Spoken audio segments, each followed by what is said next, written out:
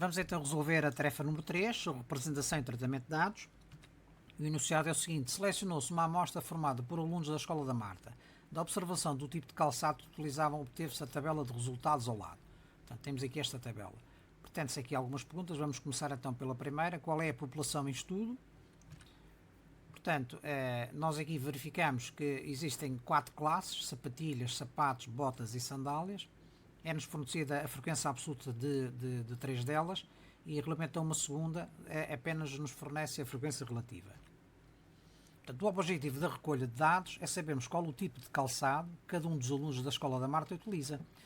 Nessa pesquisa verificou-se então que eram utilizados 4 tipos de calçados: sapatilhas, sapatos, botas e sandálias.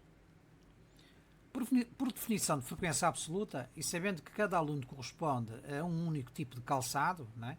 Porque não pode um aluno que está a calçar sapatilhas não está a calçar sapatilhas e outro tipo de calçado, portanto é um único tipo de calçado. A primeira coluna diz-nos que a amostra é constituída por 36 alunos que calçavam sapatilhas, 48 que calçavam botas e 82 que calçavam sandálias, e por uma determinada quantidade de alunos que calçava sapatos e que nós não sabemos neste momento. Será que não sabemos? Efetivamente podemos saber. Não sabemos a frequência absoluta, isto é quantidade, mas sabemos a frequência relativa. Como nós sabemos que as duas frequências se relacionam deste modo, isto é, a frequência relativa dos alunos que calçam sapatos, que é 0.17, é igual à frequência absoluta dos alunos que calçam sapatos, que nós conhecemos, sobre o total de alunos, ou seja, envolvidos na amostra. Então, neste caso concreto, o que é que nós temos? Temos 0.17, não é? O somatório destes aqui é o total de alunos é igual a x, que nós conhecemos, mais 36, mais 48, mais 82. Então vamos ficar com a igualdade igual a 0.17, ou seja, 17 centésimos, é igual a x sobre x mais 106.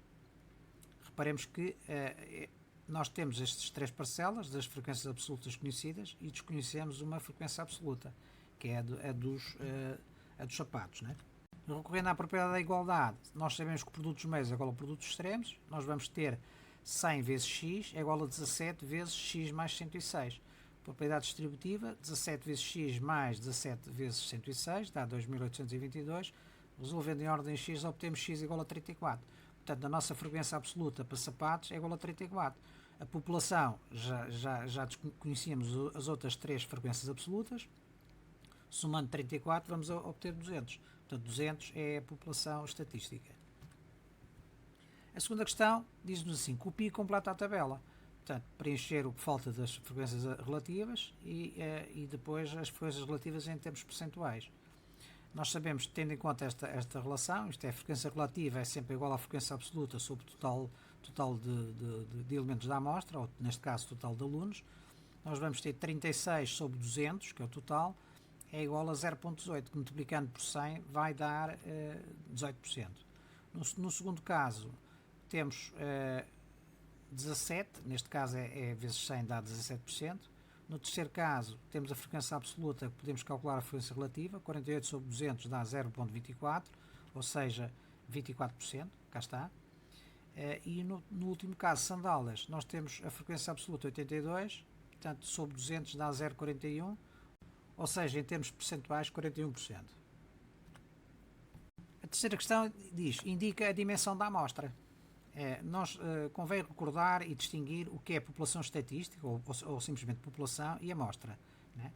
População é o conjunto de elementos, não necessariamente pessoas, designadas por unidades estatísticas sobre as quais podem ser feitas observações e recolhidos dados relativos a uma característica comum. A amostra é um subconjunto dessa população, isto é, no nosso caso, o universo dos alunos que pertencem à Escola da Marta é a população estatística.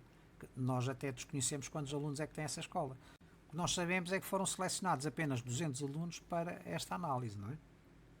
Portanto, no caso, a resposta a esta pergunta, a dimensão da amostra são exatamente o número de alunos envolvidos na pesquisa, isto é, 200 alunos. Neste caso, 200 unidades estatísticas. Quarta pergunta: qual é a moda desta distribuição? Convém recordar que a moda de um conjunto de dados é a categoria ou classe com maior frequência absoluta. Nós aqui temos 4 classes. Primeira classe, sapatilhas tem uma frequência absoluta de 36, sapatos 34, botas 48, sandálias 82. Portanto, a maior frequência absoluta pertence às sandálias. Portanto, a moda é 82. Portanto, 82 é a frequência absoluta das 4 classes, neste caso, dos tipos de sapatos calçados pelos alunos da amostra. Não é? A segunda pergunta diz-nos o seguinte: em cada uma das seguintes situações, temos aqui 3, seria mais correto estudar toda a população, isto é o universo possível para estudo, ou apenas uma parte dela, isto é a amostra, um subconjunto? Explica a tua resposta. Antes de respondermos a estas perguntas, vamos fazer aqui apenas algumas considerações. Portanto, a questão que se põe aqui é estudar uma amostra ou população inteira, estatística. Pois bem, há condicionantes. Por exemplo, o estudo ou teste pode ser destrutivo. Estudar ou testar toda a população significa que, após o teste, a população relativamente à qual se pretendia conhecer deixava de existir. Vamos já dar exemplos disto. A segunda hipótese que há é o tamanho da população pode ser tal que torna impossível ou impraticável estudar a totalidade da população. E, portanto, em vez de estudarmos a população estatística, teremos que selecionar uma amostra que seja representativa dessa população. Uma terceira condicionante é o custo para a realização da pesquisa em toda a população pode ser demasiado caro e, por isso, proibitivo. Razão pela qual não se pode estudar a população inteira, mas apenas uma parte desses elementos. Uma quarta razão, por razões técnicas, pode ser que nem todos os elementos de uma população estatística sejam observáveis. Vamos então analisar exemplos sobre estas 4 situações. O estudo ou teste pode ser destrutivo. Estudar ou testar toda a população significa que, após o teste, a população relativamente à qual se pretendia conhecer deixava de existir. Portanto, consideremos, por exemplo, uma fábrica de lâmpadas. Durante a produção das lâmpadas são selecionadas para serem testadas de modo a saber se elas estão a ser produzidas de acordo com os parâmetros da qualidade definidos pelo planeamento, sendo que alguns destes testes podem ser destrutivos. Se testarmos todos os dias todas as lâmpadas produzidas, no final do teste a fábrica fica sem lâmpadas para vender. Não é evidente, não é? Por isso, ao contrário de testarmos todas as lâmpadas, testam-se apenas por uma amostra, por exemplo, uma em cada 1000. Vemos aqui uma máquina para uma linha de teste de lâmpadas, onde são selecionadas determinada quantidade de acordo com as características da lâmpada para teste. E, portanto, as lâmpadas são sujeitas sequencialmente a vários testes. O segundo caso, temos o tamanho da população, pode ser tal que torna impossível e impraticável estudar a totalidade da população. Vamos supor que uma determinada marca de telemóvel pretende lançar um novo modelo em Portugal e, para saber as características mais adequadas ao nosso país, pretende fazer uma pesquisa de opinião. Será que é possível efetuar o inquérito de toda a população portuguesa? Claro que não. E não só pelo tempo que iria demorar, mas também pelo dinheiro que se teria a gastar e até pela impossibilidade de poderem questionar todos os portugueses. Não é? Então a solução é escolher uma amostra representativa, portanto, homens e mulheres, várias idades, várias regiões de Portugal, etc. Portanto, temos aqui um exemplo concreto. Terceira situação, o custo para a realização da pesquisa em toda a população pode ser demasiado caro e por isso proibitivo. Por exemplo, vamos dar um exemplo atual que é o teste ao Covid-19. Imagine-se que se pretende saber se existe positividade ao Covid-19 numa determinada escola e para isso testavam-se todas as pessoas da escola, professores, funcionários e alunos. Qual seria o custo, não apenas numa escola, mas em centenas? Seria um custo muitíssimo elevado. Quanto tempo demoraria? Quais eram os recursos necessários? Que pessoal seria necessário? Em quantidade? Não é praticável uma situação destas. Então, a solução qual é? Escolher uma amostra para se efetuarem testes e ir ajustando a quantidade de testes em função dos resultados obtidos. Por exemplo, a amostra é que tem que ser representativa. Por exemplo, devem ser abrangidos professores, funcionários e alunos, devem estar envolvidos alunos de todas as turmas e não apenas de uma, não é? Porque senão ficava condicionado a uma turma e, portanto, não sabemos se existiria positividade ao Covid-19 nas outras turmas, devem ser escolhidos alunos das diversas faixas etárias, etc.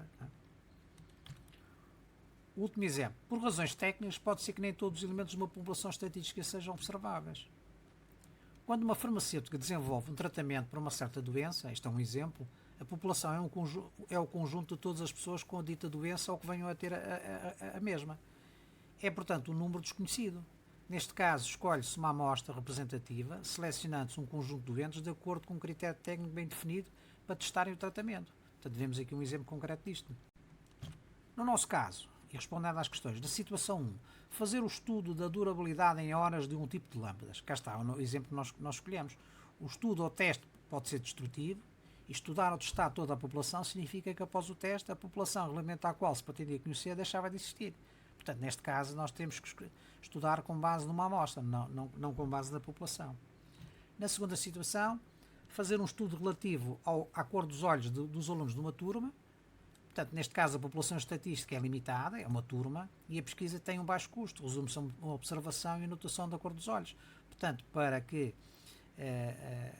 portanto, o estudo seja mais preciso, e ele é mais preciso quanto mais elementos forem abrangidos. Neste caso, estuda-se a população inteira, a população estatística, neste caso é a turma. Na terceira situação, estudar as atividades realizadas nos tempos livres da população jovem portuguesa. Este caso, o tamanho da população, neste caso, seria da ordem dos 10 milhões, não os portugueses, o que torna impossível e impraticável estudar a totalidade da população, não só por razões de tempo, mas também pelos custos envolvidos. Portanto, a solução será utilizar uma amostra representativa.